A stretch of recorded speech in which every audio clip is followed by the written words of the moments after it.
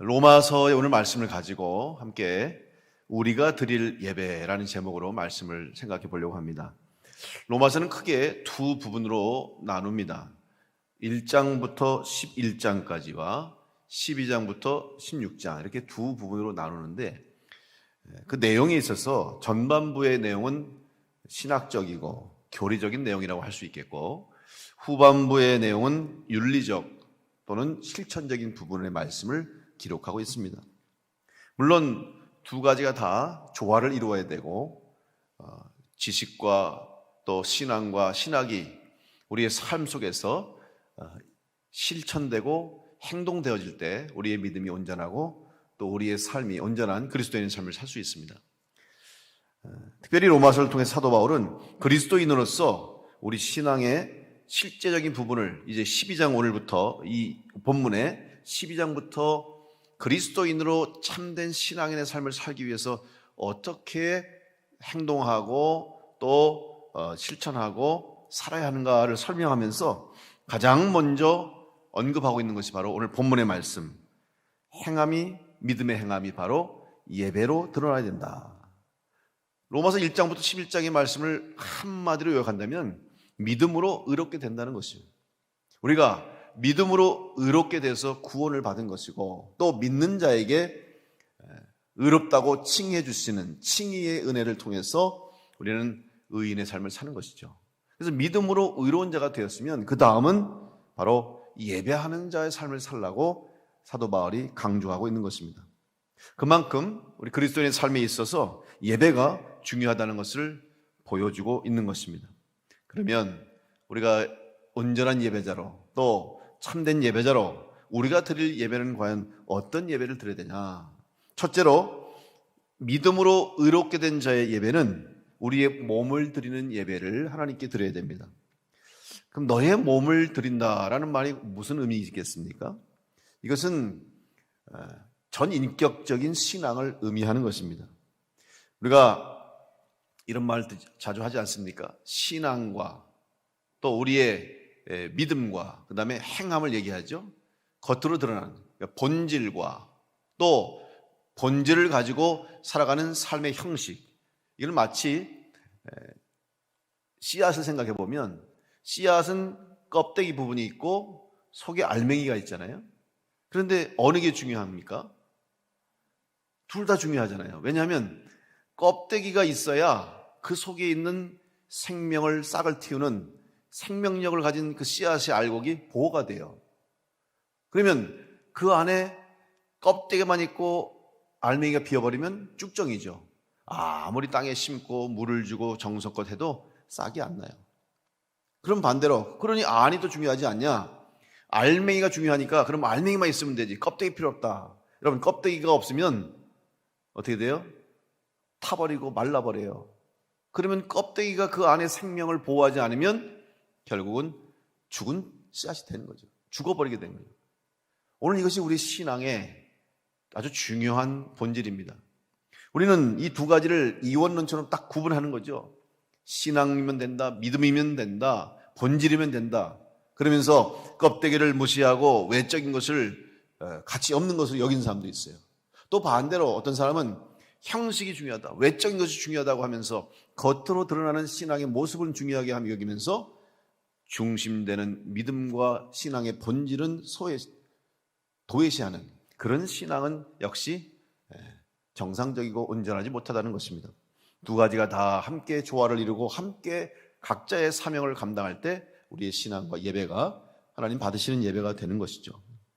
따라서 오늘 이 말씀에서 몸이라 너희 몸을 하나님이 기뻐하시는 거룩한 산 제물로 드리려고 할 때 이 몸이 무엇입니까? 몸은 헬라어로 소마라고 하는 단어를 사용하는데 이 소마라고 하는 단어 속에는 몸과 육체라는 뜻도 있지만 좀 더 오늘 본문에서 정확하게 해석하자면 우리의 전 삶, 우리의 인격적인, 우리의 전체적인 삶을 의미하는 것이에요. 따라서 본질과 또 의식과 이것이 함께 하나님 앞에 드려지는 전 인격적인 예배가 돼야 한다. 따라서 예배는 단순히 겉으로 드러나는 형식에 그쳐서는 안 되고 또 그것이 때로는 습관적인 예배가 돼서는 안 되고, 오늘 여러분이 이 자리에 오신 거 참 귀한 거죠. 시간을 지켜서 봉사도 하고 찬양도 하시고 특송도 하고 임사도 맡고 여러분이 각자의 자리에서 오늘도 이렇게 주일에 나와서 예배하는 건 너무 귀한 일이에요. 그런데 여기와 예배 드리는 것도 중요하지만 더 중요한 것은 여러분의 마음속에, 이 시간 심령 속에 여러분이 온전하게 하나님 앞에 믿음으로 고백하며 예배할 때 그 예배를 하나님이 받으신 줄을 믿습니다. 그래서 우리의 몸을 온전하게 하나님께 드리라는 거죠. 두 번째로 우리의 드릴 예배는 믿음으로 의롭게 된 자는 우리 몸을 하나님 앞에 전 인격적으로 드리면서 동시에 하나님이 기뻐하시는 거룩한 예배를 드려야 됩니다. 거룩한 예배가 과연 어떤 예배일까요? 우리는 거룩이라는 단어를 오해할 때가 참 많습니다. 거룩 그러면 생각나는 게 이미지가 있죠, 그죠? 겉으로 근엄한 표정을 짓기도 하고 우리의 행동과 몸가짐을 조심하면서 겉으로 보여지는 모습이 거룩이라고 생각할 때 있는데 그건 진정한 거룩이 아니죠. 물론 외적으로도 필요해요. 그런 드러나는 모습도 필요하지만 하나님 기뻐하시는 거룩이 무엇입니까? 하나님 원하시는 거룩이 뭘까요? 예수님께서도 기도하는 바리새인들과 또 율법학자들의 기도를 비판하신 적이 있죠. 그들은 손을 들고 많은 사람들 보는 앞에서 성전 문 앞에서 시장 어귀에서 사람들이 드나드는 그 많은 사람들 앞에서 나는 기도하는 사람입니다. 나는 이렇게 하나님 말씀을 지키는 사람입니다. 자기를 드러내는 외적인 것에만 치중했기 때문에 예수님은 그들을 비판하신 거예요. 오늘 우리가 드리는 거룩한 예배는 먼저 착각하지 말아야 할 것이 내가 신앙적으로 훌륭해지고 내 스스로 거룩해져서 드리는 것을 이해할 때가 있는데 그것은 잘못된 것이죠. 왜냐하면 우리는 스스로 거룩할 수가 없어요. 스스로 우리는 온전할 수가 없다는 것이죠. 오직 하나님의 은혜로 거룩해질 수 있는 것이고 하나님의 은혜를 받은 자만이 거룩한 성도가 되는 거예요. 내가 거룩해졌기 때문에 거룩한 것이 아니라 부족함에도 불구하고 죄인임에도 불구하고 연약함에도 불구하고 하나님이 우리를 의롭다고 인정해 주시고 예수님께서 십자가에서 우리 죄를 대속하시고 우리를 사해 주심으로 우리가 용서받은 죄인이 돼서 의인이 된 거예요. 이것을 절대로 내가 이렇게 노력했으니까 그동안 내가 이렇게 살아왔으니까 이제 내가 거룩해졌다. 그게 아니죠. 여러분 존 웨슬리 목사님이 구원에 관한 이야기하면서 마지막 이제 구원을 이루는 단계 중에 성화, sanctification, 성화라는 과정을 얘기하는데 사실 이거 다른 교단에서 비판하는 사람들이 많습니다. 어떻게 우리가 인간이 거룩해질 수 있냐? 성화라고 하는 말이 거룩하게 변화되는 과정이잖아요. 어떻게 인간이 거룩해질 수 있냐? 스스로 노력한다고 애쓴다고 거룩해질 수 있느냐? 이렇게 비판하는 분들도 있는데 웨슬리 목사님의 성화는 우리의 의지와 노력이 아니라 하나님의 은혜 가운데 우리가 거룩해질 수 있는 그런 은혜를 누림으로 또 은총의 수단을 통해서 우리는 이 땅에서 죄인임에도 불구하고 거룩한 성도로 변화되어가는 과정을 겪을 수 있다. 그래서 점점점 신앙이 성장하고 성숙해서 하나님 앞에 영광 돌리는 영화의 단계까지 이룰 수 있는 그런 그리스도인의 구원의 단계를 밟아가야 된다고 말하는 거죠. 절대로 인간이 스스로 거룩해진다는 말이 아닙니다. 우리의 노력에 의해서 거룩해지는 것은 아니죠. 그러나 거룩한 성도의 삶을 향해서 전진하고 나아가는 그 자세는 필요한 거예요. 간단하죠. 오늘 여러분이 예배를 드리기 위해서 여러분이 발걸음을 옮겨서 내 의지를 가지고 내가 오늘 교회 가야지, 예배 드려야지, 주님 앞에 가야지 생각하고 결단한 건 누구예요? 우리들이잖아요. 그 생각과 결단, 내 의지와 노력이 없으면 예배할 수 없고 은혜 받을 수 없어요. 그건 우리들의 인간의 노력이에요. 최소한의 인간이 해야 할 일이에요. 그게 전부가 아니라는 거죠. 그리고 나서 그 다음에는 이 자리에서 하나님 주시는 은혜 가운데 예배를 통해 주시는 사모하는 마음으로 나온 성도들에게 주시는 은혜가 우리 가운데 임할 때 그때 우리가 온전한 예배가 되고 하나님 기뻐하시는 예배를 드리는 것이죠. 결국 이 두 가지가 함께 할 때 하나님이 기뻐하시는 예배자가 되는 것입니다. 다시 한번 여러분, 거룩한 성도, 그러나 그 거룩함은 바로 우리 인간의 수단과 방법이 아닌 하나님의 은혜, 예수 그리스도의 십자가의 대속의 은혜를 통해서 거룩한 성도가 되어 예배할 수 있음을 믿고 오늘 다시 한번 우리 몸을 우리의 삶을 하나님이 기뻐하시는 거룩한 예배로 드릴 수 있는 복된 성도들 될 수 있기를 간절히 축복합니다. 세 번째, 믿음으로 의롭게 된 자의 예배는 이제 우리 몸을 하나님이 기뻐하시는 거룩한 산 제사로 드리라고 했어요. 여러분, 거룩한 산 제사로 드려라. 그럼 산 제사는 무엇입니까? 이것은 한 반대로 생각해 보면 죽은 제사도 있다는 소리죠. 다시 말하면 살아있어서 하나님 받으시는 예배도 있지만 하나님 받지 않는 헛된 예배도 있다는 것을 말하는 것이에요. 산 예배는 무엇입니까? 역시 우리가 하나님 앞에 삶으로 드려지는 예배. 여러분, 카톨릭에서는 하나님께 드리는 제사를 흔히 미사라고 그러죠. 미사. 영어로는 메스하고 미사는 이제 라틴어인데, 여러분, 이 미사라고 하는 라틴어의 뜻이 뭔지 아십니까? 보내다, 파송하다, 파견하다, 그런 뜻이에요. 그러면 하나님 앞에 드려지는 예배, 이 예배가 의미가 보낸다는 의미예요. 우리는 예배하면 주로 모이는 걸 생각하잖아요. 하나님 앞에 모여야 되고 마음을 합해야 되고 뜻을 모아야 되고, 그렇게 일단 모이는 것이 우리는 집중하는데, 더 중요한 것은 뭐냐? 간다, 보낸다, 파송한다, 그런 의미가 있어요. 이것은 무엇입니까? 라틴어에서 미테레라고 하는 단어에서 파송된 말인데, 이 로마 시대에 예식이나 법정에서 사용하던 말로서 원래 이 뜻은 라틴어 이때 미사 에스트라고 하는 단어인데, 이것은 뭐냐면 법정에서 재판이 끝났다라는 말을 이때 쓰는 거예요. 이제 재판이 끝났다, 다 끝났다, 돌아가라, 그 말이에요.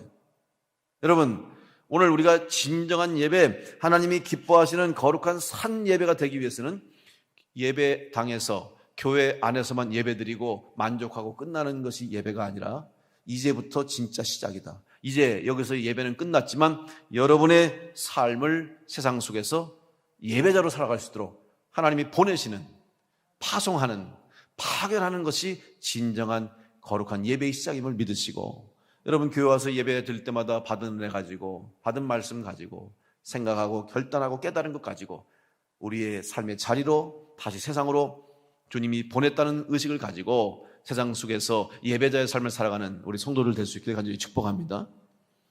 그렇기 때문에 예배라고 하는 것이 그렇게 단순한 게 아니에요. 오히려 진정한 예배는, 하나님께서 우리에게 바라시는 참 예배는 세상 속에서 어떻게 살아가는가 하는 것을 보신다는 것이죠. 세상 속에서 참 예배자로 살기를 원하시고 세상 속에서 온전한 그리스도인 삶을 살기를 원하시는 것이 하나님이 바라시는 예배입니다. 마지막 네 번째로, 믿음으로 의롭게 된 자의 예배는 무엇입니까? 가장 중요한 것인데 하나님이 기뻐하시는 예배입니다. 한번 따라해 볼까요? 하나님이 기뻐하시는 예배를 드립시다. 여러분, 하나님이 여러분 예배를 기뻐 받아주실 줄로 믿습니다. 기뻐해 주시는 예배를 드려야죠. 예배를 드리는데 하나님이 기뻐하지 않으면 얼마나 불행할까요? 오늘 로마서 12장 2절 말씀 한번 다시 우리 읽어볼까요? 같이 로마서 12장 2절 같이 읽습니다. 시작.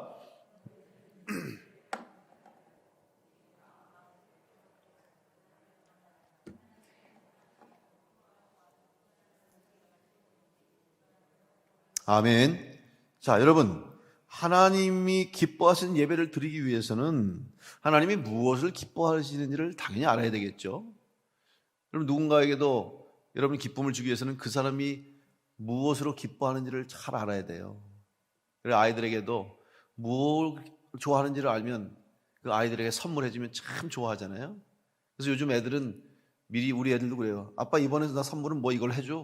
그럼 내가 아주 그냥 뻔뻔하게 얘기하면서 뭐 그게 선물이냐, 내가 알아서 주의 선물이지. 근데 또 그렇게 얘기하면 또 사줘요 또.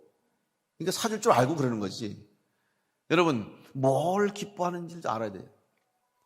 뭘 기뻐하냐. 하나님이 도대체 우리가 하나님을 기쁘시게 하기 위해서 하나님이 무엇을 기뻐하실까? 여러분, 그런 영적인 고민을 한번 좀 해봐야 됩니다. 이것은 오늘 이 본문의 말씀처럼 먼저 세상의 방법을 따라서는 안 된다는 거지요. 사람의 생각도 버려야 됩니다.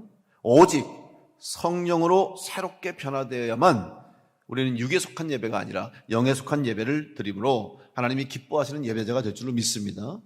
절대로 세상적인 방법을 하나님 원치 않으세요. 세상적인 방법을 통해서 하나님 기뻐하시지 않아요.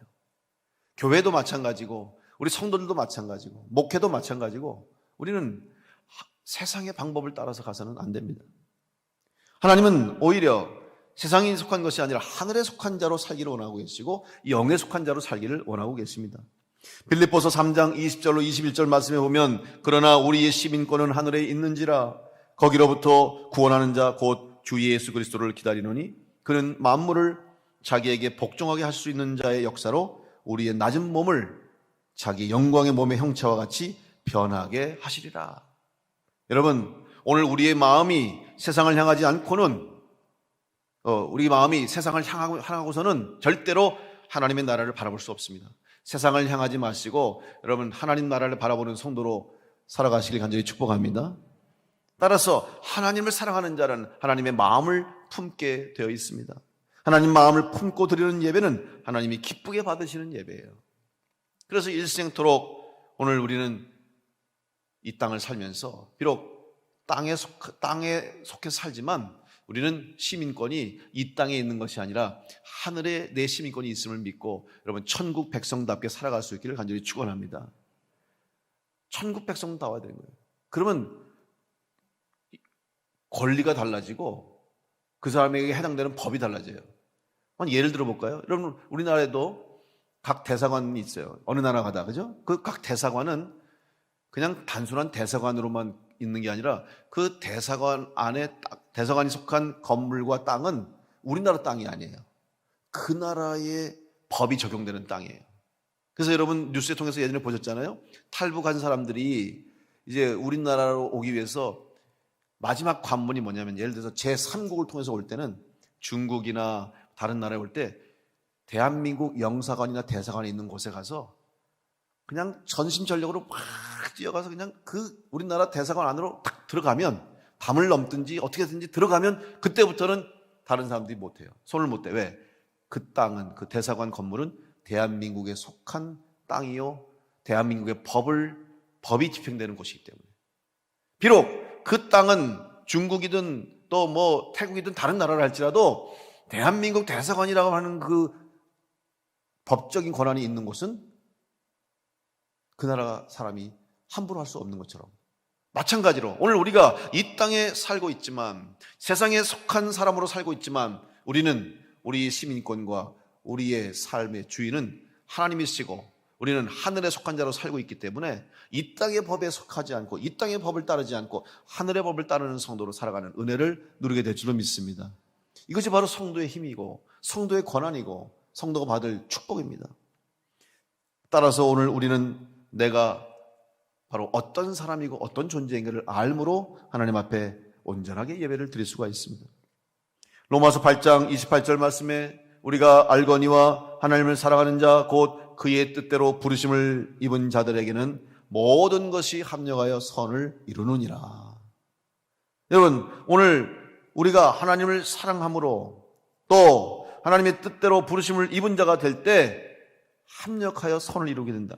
이 우리가 드릴 예배는 바로 믿음으로 의롭게 된 자로서 또한 몸과 마음을 드림으로 하나님을 기쁘시게 하는 예배예요. 따라서 하나님을 사랑하는 자로 살아가며 예배할 때 하나님이 우리의 예배를 기쁘게 받아주실 줄로 믿습니다.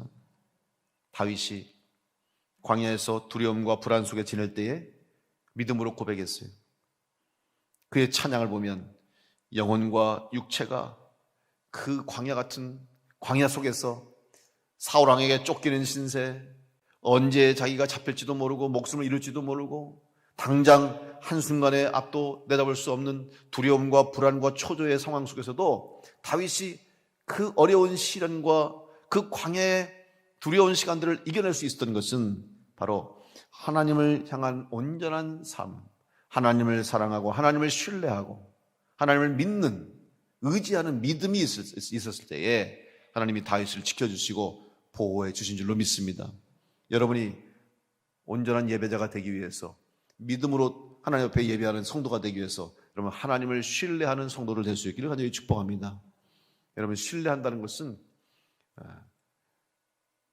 사랑한다는 건 밑이에요. 그런데 사랑하는 자는 신뢰하게 돼 있죠. 여러분 사랑한다고 하면서 안 믿는 사람은 있습니까? 그건 앞뒤가 안 맞는 거예요. 내가 그 사람을 사랑하면 이미 그것은 신뢰를 전제로 하는 거죠. 사랑하는 사람을 어떻게 배신합니까? 사랑하는 사람을 어떻게 의심합니까? 사랑하는 사람은 절대로 의심하지 않고 절대로 배신하지 않죠. 신뢰하는 것처럼.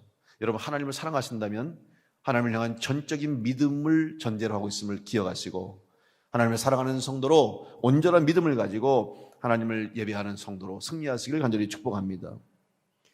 시편 63편 말씀 보면 다윗이 그런 고백을 해요. 오늘 여러분이 온전한 예배자로 또 하나님 앞에 믿음으로 예배하는 자가 될 수 있도록 오늘 이 다윗처럼 평생토록 주님을 찬양하며 주님을 의지하는 성도로 살아갈 때 우리 모두는 믿음으로 승리하는 예배하는 성도가 될 줄로 믿습니다. 다 같이 시편 63편 1절과 2절 말씀을 우리 같이 함께 봉독하겠습니다. 시작. 하나님이여, 주는 나의 하나님이시라. 내가 간절히 주를 찾되 물이 없어 마르고 황폐한 땅에서 내 영혼이 주를 갈망하며 내 육체가 주를 앙모하나이다. 내가 주의 권능과 영광을 보기 위하여 이와 같이 성수에서 주를 바라보았나이다. 아멘. 여러분, 다윗이 고백한 것처럼 먼저 온전한 믿음의 예배자, 하나님이 찾으시는 예배자, 하나님이 기뻐하시는 예배를 드릴 수 있도록 여러분, 하나님이 주는 나의 하나님이십니다. 하나님, 나의 하나님이십니다. 여러분, 다른 사람의 하나님이 아니에요. 나의 하나님을 고백하는 여러분 되시길 간절히 축복합니다. 이게 예배자의 첫 번째, 제일 중요한 자세예요. 나의 하나님이라고 고백해야지. 내 하나님. 그래서 내가 간절히 찾고 주를 찾되, 여기서 중요한 게 뭐예요? 나라는 말이 반복적으로 나와요. 다윗이. 이건 하나님과 나와의 관계입니다. 그래서 나의 하나님이며 나는 그래서 하나님을 간절히 찾습니다. 물이 없어 마르고 황폐한 땅, 광야, 죽음의 땅에서 내 영혼이 주를 갈망하고 내 육체가 주를 앙모하나이다. 내가 주의 권능과 영광을 보기 위하여 이와 같이 성소에서 주를 바라보았나이다. 여러분, 하나님과 여러분의 관계가 바로 정립될 때, 관계가 온전하게 될 때 믿음의 예배를 드리는 성도가 될 줄로 믿습니다. 이 다윗의 고백처럼 나의 하나님, 내가 하나님을 찾습니다. 내 영혼이 주님을 갈망합니다. 내 육체가 주를 바라봅니다. 내가 주의 권능과 영광을 보기 위해서 성소에서 주를 바라봅니다. 라는 고백이 될 수 있도록 여러분이 하나님을 만나시고 여러분이 하나님을 찾으시고 바로 여러분 나 스스로가 하나님께 예배할 수 있는 우리 믿음의 성도를 될 수 있기를 간절히 축복합니다. 일생토록 여러분 흔들림 없이 평생토록 주님을 바라보며 예배할 수 있도록 다시 한번 나는 정말 온전한 예배자가 될 수 있는지, 오늘 이 로마서 12장의 말씀처럼 우리는 하나님이 기뻐하시는 거룩한 산 제물로 하나님께 드려줄 수 있도록 여러분이 온전한 예배자, 또 몸과 마음과 뜻을 다해 예배하는 성도가 될 때 하나님 우리 예배를 기쁘게 받으시고 예배하는 자에게 주시는 은혜, 또 여러분이 온전한 그리스도의 세상을 살아갈 때 필요한 것들을 채우시고 공급해 주시고 여러분의 기도와 여러분의 뜻과 소원이 이루어질 수 있도록 하나님이 역사하심을 믿으시고 이 땅 가운데 참 예배자로 승리하는 복된 성도를 다 되시길 간절히 축원합니다. 기도하겠습니다.